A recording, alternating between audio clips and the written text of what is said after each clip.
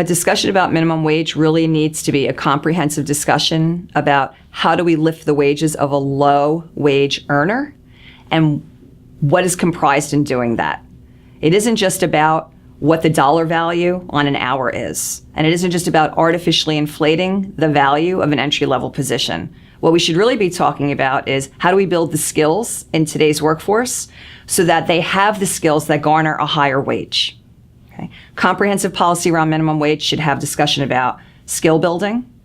It should have discussion around a training wage for New Jersey's youth, or else we're going to knock youth right out of the box, because unfortunately, I don't think that folks will be hiring youth to throw the milk cans at the boardwalk for $15 an hour. That's just practical common sense. I think we need to talk about whether or not there are any exemptions in terms of increasing minimum wage.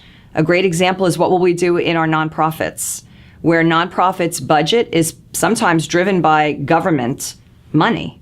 Well, if the government money isn't going to increase, I don't know how they're going to be able to afford the increased wage, because I don't know where the balance of the money is going to come from. So in a nutshell, the whole discussion of minimum wage has to be something broader than just talking about what is the wage per hour. And one other important component of this is when we talk about wage, wages oftentimes are more than just what you make in an hour. Wage is all about a total compensation package. So what about the employee who's earning $11 an hour, but has paid time off, sick time, vacation time, a robust health benefit plan, and maybe even a retirement plan? All of a sudden, that $11 an hour job is really worth more like $18, $19, $20 an hour. That has to be taken into consideration. One more factor on minimum wage that's very important is when you reset the value of an entry-level position, you reset the value of every other position in the state of New Jersey. Great example is the counter person at the pizzeria.